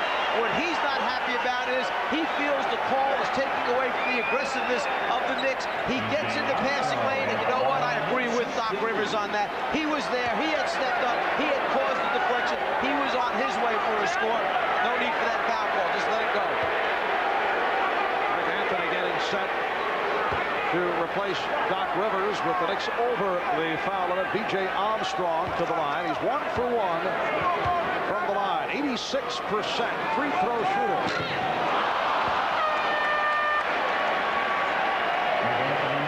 So Rivers will sit down. 4 on Rivers, 3 apiece on Ewing, Oakley, and Anthony. While the Bulls in good shape. 2 apiece on Cartwright, Armstrong, and Williams. Rivers only 1 field goal, 1 of 3 from the field. He was 1 for 4 in game number 3. So When Rivers has struggled, so have the Knicks. Here's the pressure. Hopefully not the man you want handling it, although he got it down for Starks. Offensive foul.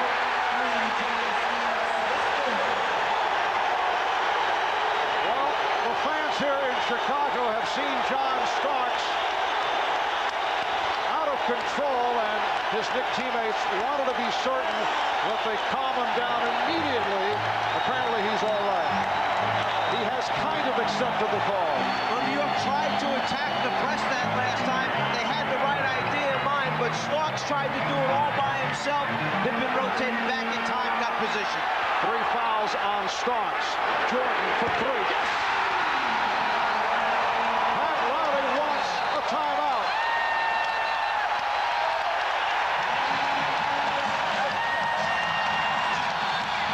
Michael Jordan with 38. The Bulls by 11. The pitch-ahead pass against the pressure. Starks determined to get to the front of the rim. Pippen is there, both feet down, established position. Starks not real happy with it, almost. Loses it once again. His teammates get him back under control in time. Already they have Rivers in trouble with fouls. They need Starks in the game. Then after foot faking and getting some space, Jordan gets a clean look and again hits a 3.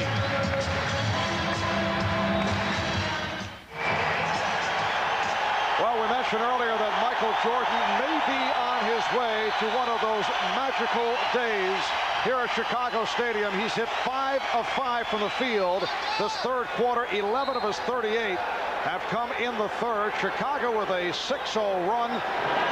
They've hit their last 4 from the field. Pippen called for the foul.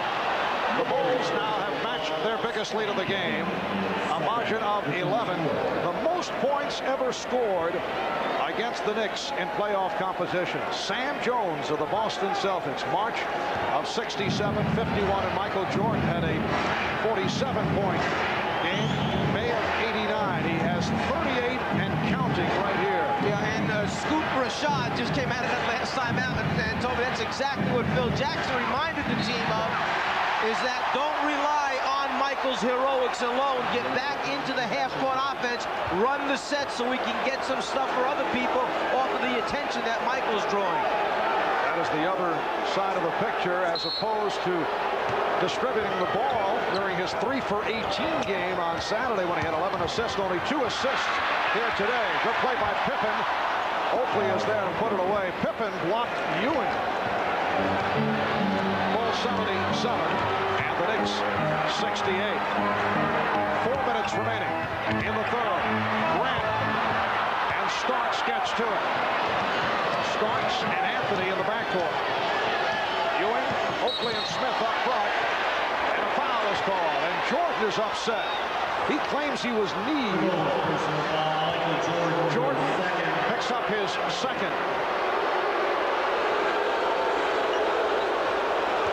Michael Jordan takes pride in his defense. He feels that time that the leg by Ewing stuck out there prevented him from getting over the top of that screen. He doesn't like the fact that Ewing put the right leg out, in his opinion. Now, in the official's opinion, Ewing's going to shoot 2 free throws. Doesn't matter what Michael thinks. Ewing 3 out of 4 from the line, a 72% free throw shooter. Well, no talk today of that injured right wrist. Michael Jordan, 13 of 20 from the field for his 38 points. 3:45 remaining in the third. Chicago 77, New York 70. The Bulls hoping to tie the series at 2. Jordan played well by Starks. Jordan for 3. Make him 41 for Jordan. Pippen with the steal. Armstrong for 3. The Bulls 80 and the Knicks 70. If BJ puts that one in, it might have been curtains with this crowd getting into it. That might have finished them right there. It will be Chicago ball. Michael Jordan in the third quarter, 6 for 6, 14 points, 14 of is 41. 41 of the Chicago 80 points. Here's Jordan, and he'll go to the line. One of the keys for Chicago is to get to 100 points. If they get there first, they feel they'll win. If Michael keeps hitting threes, they'll get there quickly. Oakley called for his fourth. It's not as if John Starks is a guy who struggles defensively. We're talking about a player who is on the second all-defensive team and who plays Jordan very well. Hand checks him, makes it difficult, but Michael has been unstoppable here today. There must be a reason why Jordan has led the league for 7 straight seasons in scoring. So he has an ability to do remarkable things with the basketball at the offensive end. It doesn't matter who's playing him, how hard you work. Sometimes he gets in one of those zones, and that's where he is this afternoon. He has 43. The Bulls lead by 12. 2:05 left in the third. Starks. Good recovery by Starks, who was double teamed, and a foul committed by Grant. Second for Grant. Smith to the foul line. A moment ago, Chicago changing defense came from the backside, trying to force Ewing to turn that way rather than come to the middle of the floor. Catches Ewing by surprise, forces a bad shot. Charles Smith, 4 out of 4 from the line. 13 points for Smith. The Bulls and the Knicks will meet in Game 5 Wednesday night at Madison Square Garden. We'll be on 9 o'clock Eastern Time right here on NBC. If they go to a Game 6 Friday night back here in Chicago, the Bulls hold on and come up with a victory, there will be a Game 6. The Bulls 82 and the Knicks 72. Starks slapping for the ball, facing the head fake from Jordan. 45 points from Michael Jordan. Mark, even with Jordan at 45 points, New York still is in very good position to have a shot at winning this basketball game. And a 3 for John Starks. That's his 4th three-point field goal. So he has 22, and the Bulls lead by 9. Michael Jordan, 7 for 7 from the field in the third quarter. Shot clock at 5. On this sequence, Jordan has not touched the ball. Pippen for 3. Rebounded by Smith. Alley-oop broken up by Grant. Not a good decision. The possessions become important. If you're not sure, don't take a gamble. Armstrong, Mason with the rebound.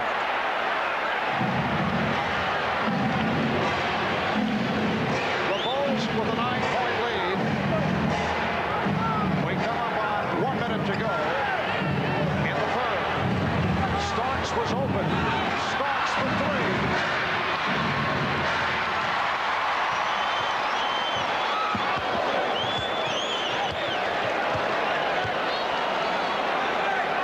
Jordan puffing hard right now. He needs a blow. We'll see if Phil Jackson gives it to him at the end of this quarter. He's worked hard. He's breathing hard. And his shot went short. It will be New York ball. So that's the first miss of the quarter for Jordan, who has scored 18 of Chicago's 23 here in the third quarter. When they're leaning over, tugging on their shorts like that, you can tell that they're fatigued. That's why Jordan's last shot was a line driver. He didn't have the lift, the strength in his legs. He needs a blow right now from Coach Phil Jackson. Foul committed by Pippen. His third. Both teams are over the limit.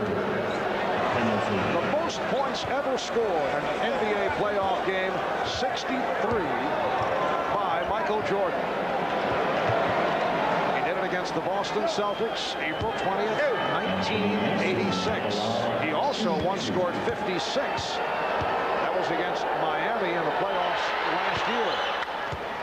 But as you say, despite the exploits of Jordan, who has scored 45, and we still have 29 seconds to go in the third quarter. The Knicks have managed to hang around. They are down by only 8. Yes, Pat Riley's done an excellent job of calling timeouts, controlling the tempo, shuffling players in and out, and getting the message across that you have to take certain holes and stands along the way, not to let this thing open up as it did back in Game 3. They've done an excellent job of that. They're within striking distance going into the last quarter. Mason with 11 points. The Knicks are down by 7. Michael Jordan now sitting down. Out Paxson, Trent Tucker checked in. Here's Pippen. Tucker gets to it. And a foul is called. Knicks try to track Tucker. Foul on Mason, his third. And again, the Bulls to the line. Almost looked as if Trent Tucker, when he got over in the corner after chasing it down, wanted to call a quick timeout with just 17 and a half, 18 seconds remaining. He knows he's in trouble. Timeout, timeout. Instead, he gets a foul. So he's really happy now. He didn't use a timeout up, and he gets a couple free throw opportunities. Trent rarely goes to the free throw line. 18 for 22 from the line during the season. There's Scott Williams replacing John Paxson. Phil Jackson in his offensive-defensive shuffle. 17 and 5/10 seconds to go in the third.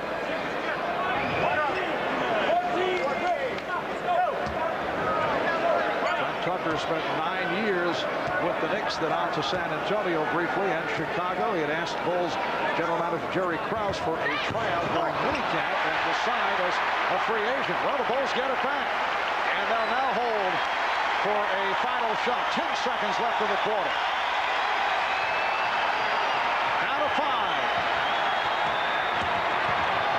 Pippen's pass picked off by Anthony. Starks gets it off. After 3, the Bulls 85, the Knicks 77. Michael Jordan with 45 points through 3 quarters. 18 of the 45 coming here in the third. We'll be back after these messages and a word from your local station.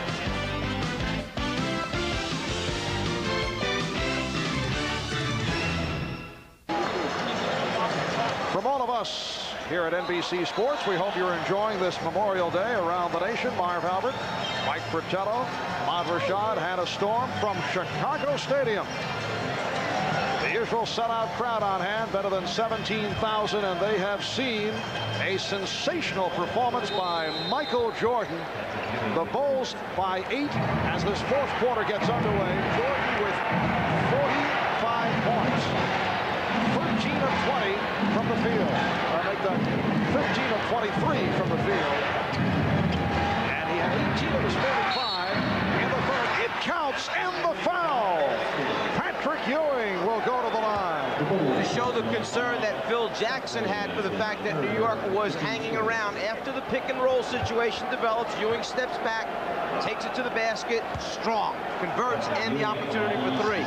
But the concern of Phil Jackson, Michael Jordan got a very brief rest, then the time in between quarters, and now Jordan is back on the floor again. Normally he may have sat another 2 minutes to catch more of a blow, but Jackson understands that New York has hung around dangerously here after the first 3 quarters. And the downside, as we touched on earlier, the fact that the rest of the team not able to get into it. We have not seen the same kind of ball distribution.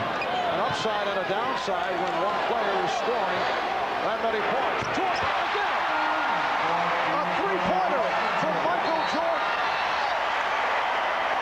He's 5 of 6 from downtown.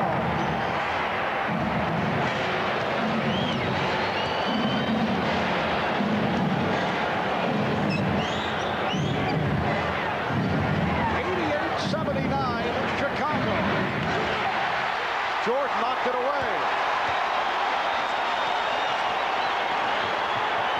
Here's Jordan for 3. Michael with 48 points. And again looking to do it from long range. He's 5 for 7 from 3-point land. Paxson off another Knick turnover.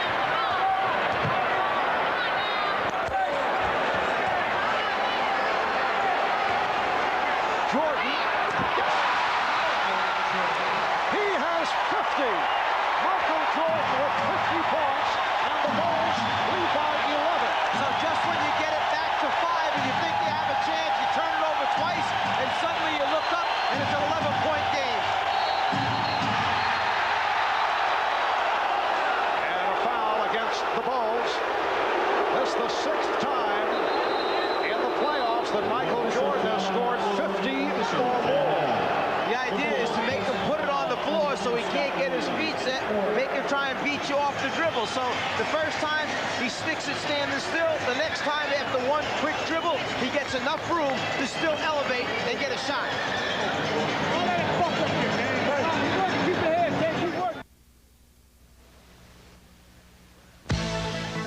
Miller Genuine Draft presents Genuine Moments. And this Miller moment takes us back to April the 20th, 1986. We mentioned Michael Jordan scoring 63 points in a playoff game against the Boston's most points ever scored in an NBA playoff game. Jordan with 63. He has scored 50 thus far today. In recognition of this moment, Miller Genuine Draft will donate $1,000 to the Thurgood Marshall Scholarship Fund. And Michael Jordan matching the 6 3-point performance. Tucker nearly picked it off. Michael Jordan matching the 6 3-pointers of a year ago in the NBA Finals against Portland. So Jordan has hit 6 of 8 from downtown.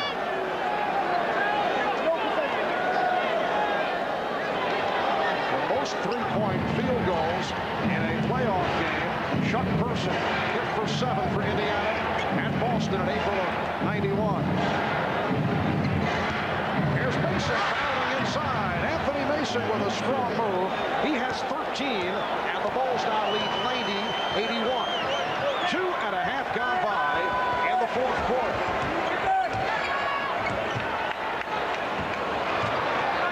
Tucker for 3.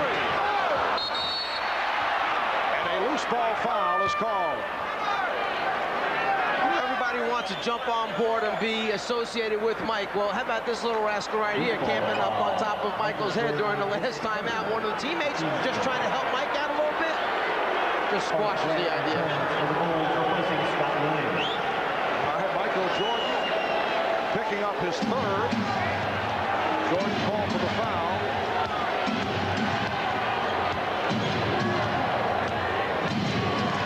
They try to double up on Rivers.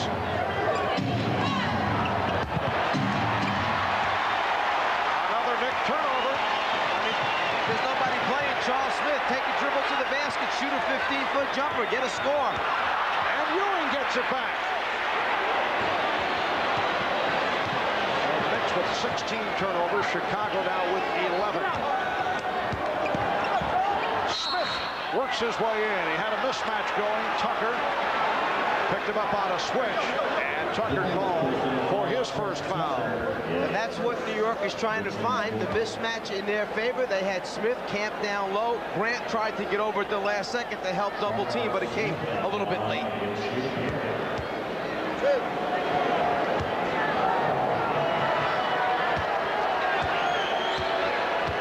Charles Smith, 6 for 6 from the line.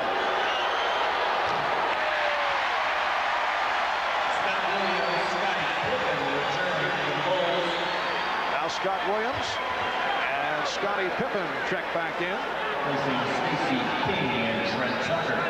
King and Tucker depart.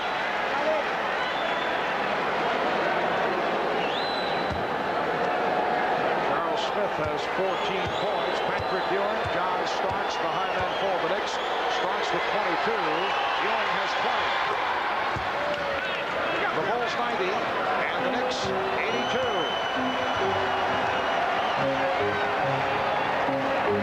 Now Jordan is being guarded by Rivers. Jordan trying to post up, that changed his mind. Good play by Starks. You see the difference earlier? Jordan had been operating on the outside, the perimeter, to get the jumper or come off the pick and roll. This last time down, they had him down in the low post area as part of the triangle offense. Shot clock at 7.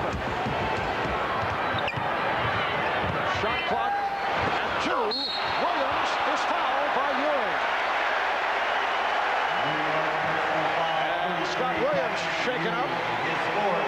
The message was clear. No easy baskets. The patience of Pippen at the end, knowing the clock was running down, still has time to dump it off. Ewing not going to let Williams get the easy score. That's 4 on Ewing. So 4 apiece on Ewing, Oakley, and Rivers. During the regular season, Scott Williams, a 71% free throw shooter. In the playoffs, after the first 3 games against the New York Knicks team, Scott Williams just 62 from the foul line. Bulls 91 and the Knicks 82.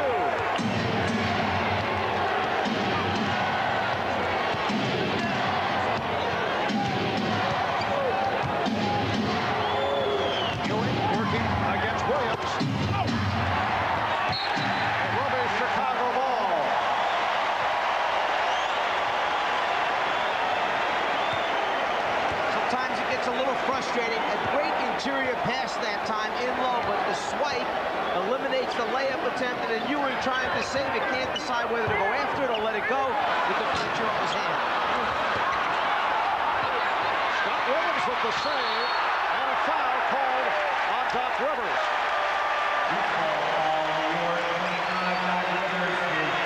Number 5 committed by Rivers.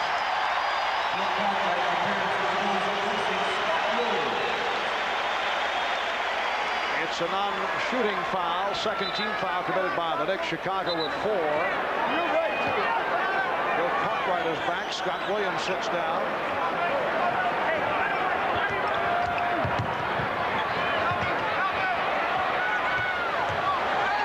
Here's Jordan. Will it count? No basket. Offensive foul. And that is number 4 committed by Jordan. Foul, he still concentrates enough to make this shot after it. 7.5 remaining in the game. The Bulls by 9. Here's Rivers. A tip by Mason. Anthony Mason has 15. And the Bulls now lead by 7.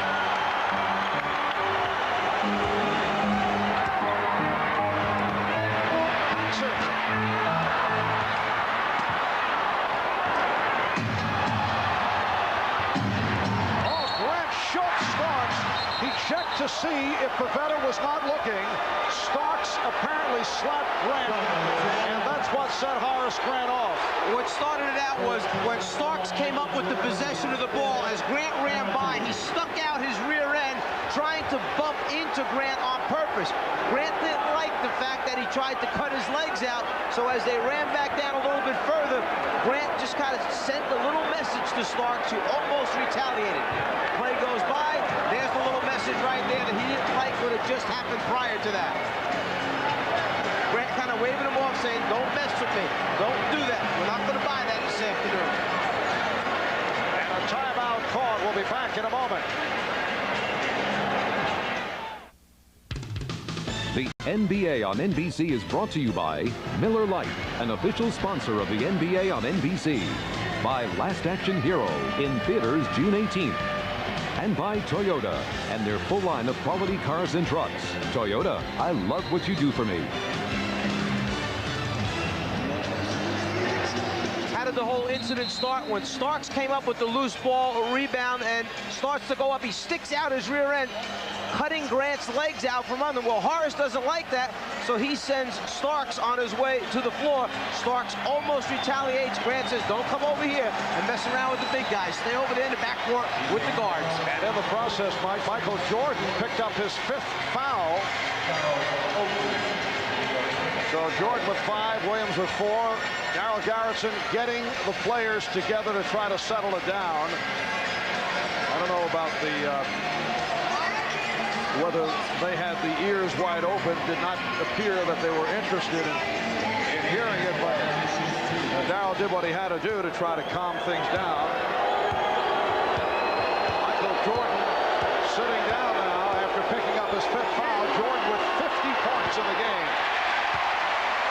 Anthony Mason is 3 of 5 from the line. Last time Jordan fouled out, November 22nd, 91, in a game at Seattle. And we have much time remaining, 6:58 to go. The Knicks, despite the explosive performance by Jordan, are down by only 6. You can see the Knicks Knicks pressure defense, getting up, getting after the entry passes now, more like the defense that they played in games 1 and 2 in Madison Square Garden. They've got the crowd silent right now, which is in their favor. Shot clock at 2. Armstrong. B.J. Armstrong getting the roll. He has 8 points. The Bulls 93. The Knicks 85. Starks and Rivers at the guards. Oakley, Mason, Ewing up front. Rivers playing with 5 fouls.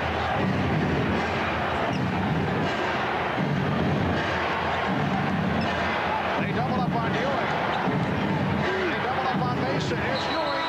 With one on the 24. 24-second violation. New York tried to initiate their post pass by starting out with a pick and roll. Well, that used up a little bit of time. So by the time they got it down low, and then Ewing gave it up and stepped back outside again, he did not have time to get it off before the 24-second clock had elapsed.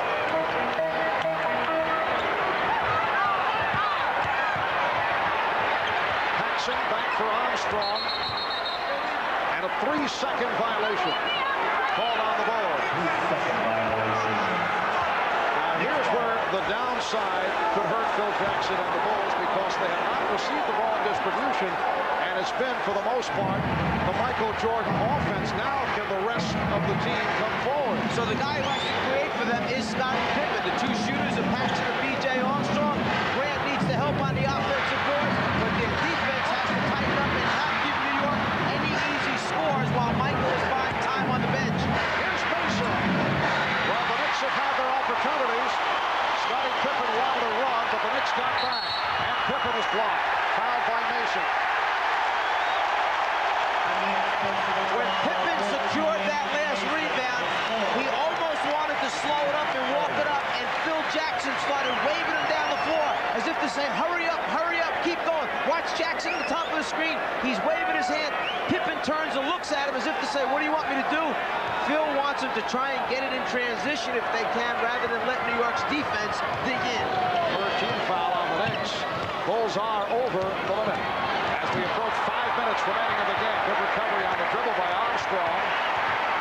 Excellent defensive sequence by the Knicks. Shot clock at 7. Pippen for 3. Oh, what a rebound by Oakley. One-handed. Starks.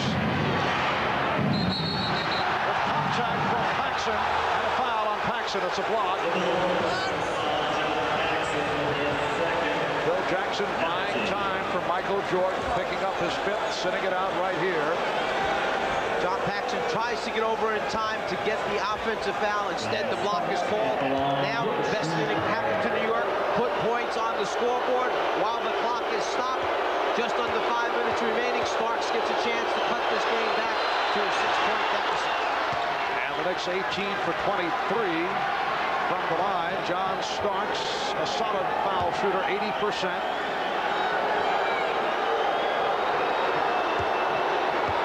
The Bulls lead by 7. It is down to 6. Chicago gunning to tie the series at 2. The Knicks trying to make it a 3-1 lead in the best of 7 with Game 5 in New York on Wednesday night. Here's Armstrong for Cartwright, and he's fouled by Oakley. That's 5 on Charles Oakley. When I mentioned New York's defense is back to what it was in games 1 and 2. They're up denying passes to the wings, passes across the top of the circle, and what happened that last time, because everything was shut out, they had to send a flash post. Cartwright, their big man, coming up into the high post area to relieve the pressure. Then they start running their cuts from there. But they're very aggressive right now, overplaying all passes. Bill Cartwright had his problems at the foul line in Game 2 in the final minutes. There's the flash post and the back door attempt. That time, the dump down pass inside at the end. Cartwright goes to the free throw line. Cartwright is hit 4 out of 5 from the line here today. Bulls 94. The Knicks 87. Phil Jackson will have a decision concerning Michael Jordan very shortly. 4.5 remaining in the 4th quarter. When do you bring him back with the 5 foul? Rivers, wild shot. And back Knicks back on the transition. Did you want me to answer that question? Just a theoretical question. The question was, when do you bring Michael Jordan back? You let the time and score dictate when you need him back on the floor. If you maintain your lead, you can buy a little more time. If they cut into it, you bring the best player on your team back into the game. Good box out by Ewing on Grant. Bulls by 7. And a timeout is taken by the Knicks with 3:54 remaining in the fourth. We'll be right back.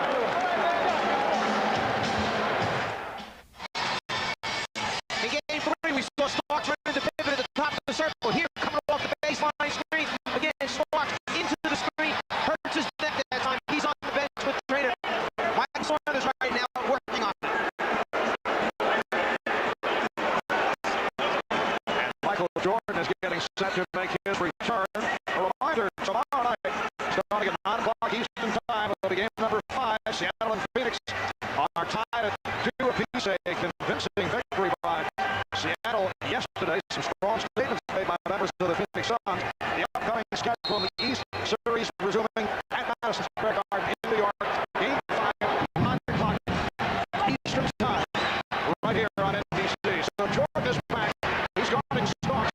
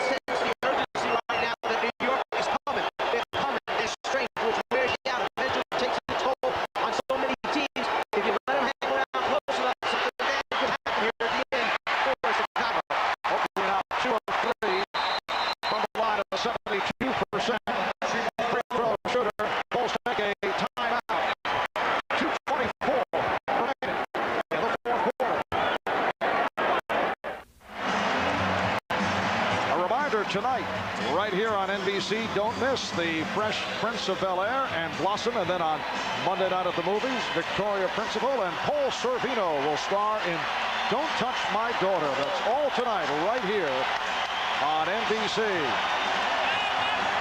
2:24 remaining in the fourth. Michael Jordan in foul trouble has had a low-key fourth quarter. He's missed his last 3 shots. He has 50 points, though. That is only 1 away from the most points ever scored in the playoffs by a Knick opponent. Sam Jones hit for 51 for the Celtics back in March of '67. But the Knicks hanging around despite this performance by Jordan. The Bulls lead 94-89. Charles Oakley at the foul line. He missed his first free throw. 2 of 3 from the line.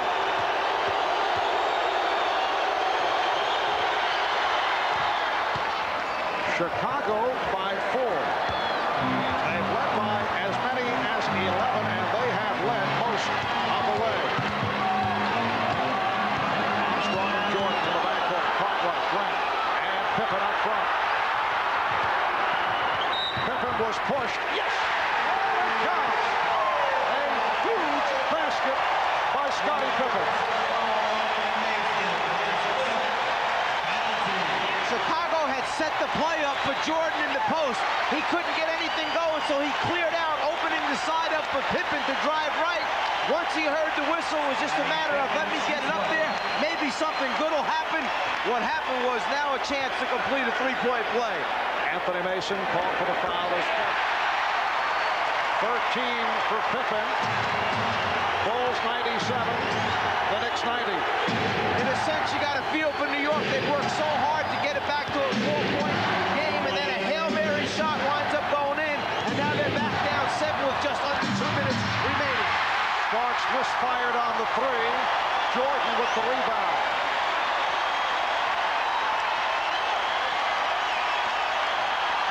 They're going to spread the floor, run the clock down, let Jordan create from the middle.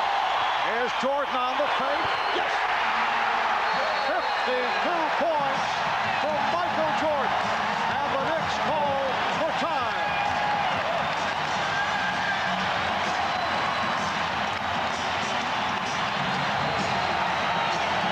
When Phil Jackson opens his arms up out to the side, that means let the main man do his thing.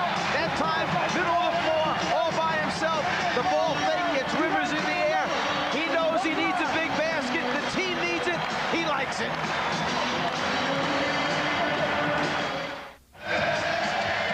With the clock running down, watch Michael Jordan's lips. He just sends a little message to Doc Rivers like, let's go, here we come. Just to let him know it's time to get down and try and stop him. No way, it's his show. Well, Michael Jordan's vow of silence has not affected his talking on the court. We've seen it from time to time, and Michael with 52 has scored the most points in a playoff game against the Knicks. Sam Jones, master of the bank shot, had a 51-point game in '67 as a member of the Boston Celtics. Jordan with 47 in '89 against the Knicks. And Michael Jordan has done it by hitting 18 of 30 from the field, 6 from three-point land, as he turns from the 3 of 18. Rolando Blackman, who has not played at all today, has just checked in. The Knicks, incidentally, of 4 of 11 from three-point range. They're trailing by 9. Blackman guarded by Pippen. Minute and a half to go in the game. Here's Rivers for 3. Rebound Jordan. And Blackman gives the foul. Ahmad had just come out of the Chicago timeout and mentioned that Phil Jackson reminded the team if the ball goes into Ewing, pay special attention to Starks and Rivers. Those are their 2 main threats from the three-point line. That's the way that they could cut back into the lead most quickly. And in fact, Rivers does try and get up a three-pointer. Jordan not only scoring but rebounding as well will now get a chance to put 2 more points up on the scoreboard. Chanting MVP for Michael Jordan. That's his first free throw miss. He was 16 of 17 from the line in game 3, 10 of 11 here this afternoon. Michael holding the record for most points scored in a playoff game, 63, but he is now among the leaders with this 52-point performance. Timeout call. We'll be back in a moment.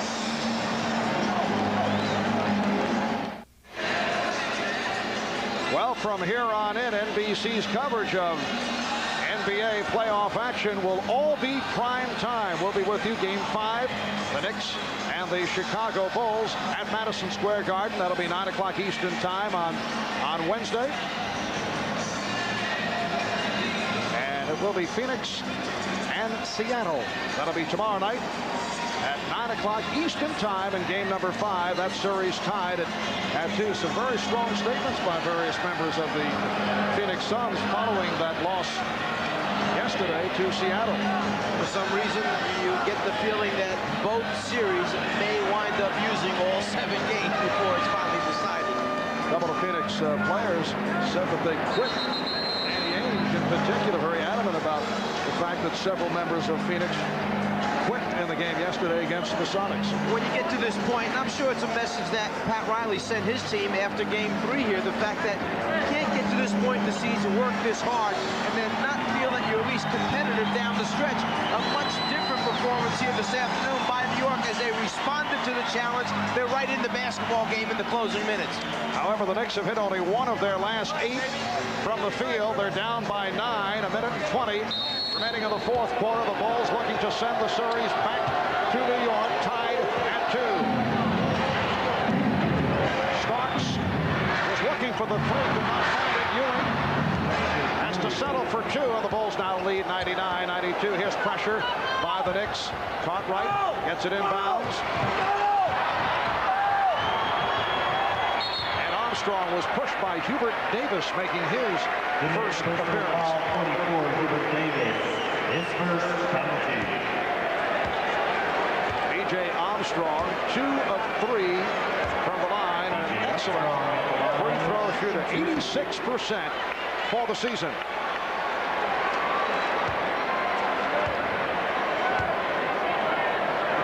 I mentioned the primetime coverage. Well, we'll be on the air every night starting 9 o'clock Eastern Time the rest of this week with an NBA playoff game. And that will start tomorrow night with Phoenix and Seattle, continuing Wednesday night with the Knicks and the Chicago Bulls. 22nd timeout is taken, so the Knicks with 1 timeout left, Chicago with 2 and a 20. And what Pat Riley has to do is send the message across right now how they're going to play out the last 69 seconds of this game, having only 1 timeout. If they can get it down close enough, he obviously would like to save it. So he'll give instructions as to what they want to push into in transition, what they want to go into defensively if they score. And just, by the way, remind them who might be the worst free throw shooters for the Chicago Bulls if they get that opportunity to foul immediately. The Bulls 25 for 34 at the free throw line today. Rolando Blackman with a brief appearance here in the final minutes along with the rookie Hubert Davis. The story this afternoon, Michael Jordan. 52 points. The Bulls now lead 101-92. Light pressure by Chicago. Starks again stopped on that 3-point attempt. Blackman for 3. Way off. And a foul call with 57 seconds to go. Davis picks it up. To try and emphasize how quickly Chicago's defense recovers and gets the shooters. You've noticed a lot of fumbles, balls that have dropped out of the hands of the New York players when they get ready to tee it up and shoot it. That's because they're anticipating Chicago's defensive players rotating at them, and you try and rush it to get the shot up, and as a result, you either miss or, as we've seen a couple times, you don't even get a chance to get it off because of the fumbled balls. Bulls now lead by 10. 54 points for Jordan. And the Knicks take a timeout. So that is their final timeout. Once again, looking like the first team to 100 will be the winner with just under a minute remaining. Chicago up 11.